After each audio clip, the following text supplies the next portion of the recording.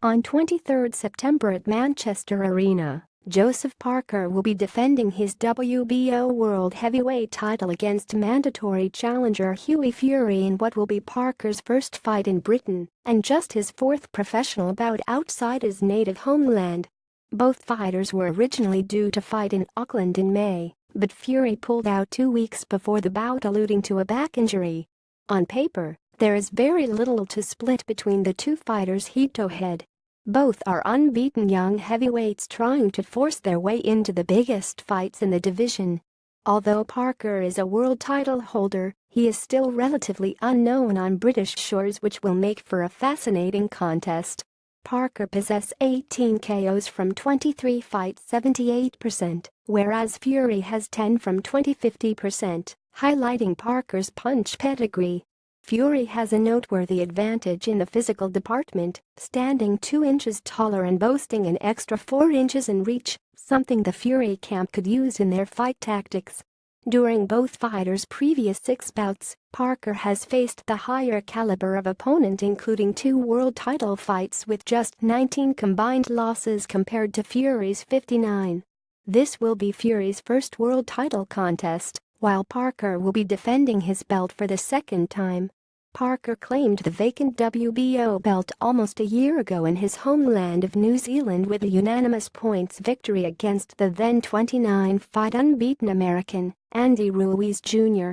Parker then went on to defend his belt against Fury's late replacement Razvan Kajanu, with a sluggish unanimous victory against his former sparring partner. Both recorded the majority of their KO victories during the early rounds against some of their weaker opponents early in their careers. However, Fury has not posted a KO past the 5th round, whereas Parker has managed 3 between the 7th and 8th, further justifying that Parker carries more punch power overall.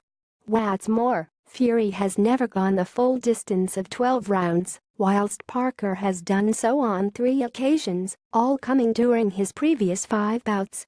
Parker just has the edge in power and championship experience, but expect this one to be decided on points. During their previous 6 fights, Parker has gained significant weight on his overall career average 15 pounds, while Fury has decreased slightly by 6 pounds. As the naturally bigger man, Fury has seemingly trimmed down to aid with his constant moving style, while Parker has increased lean muscle mass to further develop his knockout power. On average, both boxers have fought opponents with virtually the same wins and draws record. However, the New Zealander has faced considerably better opponents in terms of losses. On average, Parker's opponents have lost just 3.2 times compared to Fury's 9.2, which could breed extra confidence for Parker.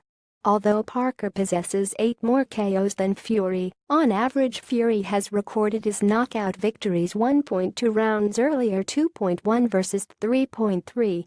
Both fighters have fought regularly throughout their careers, but Parker has been more consistent in terms of the number of fights he has contested per year. Additionally, by the time Fury steps into the ring on fight night, it will have been 17 months since his last outing, with health-related issues and injuries causing this absence. This will give Parker the advantage leading into the fight. In summary, there is little to choose between the two fighters on paper.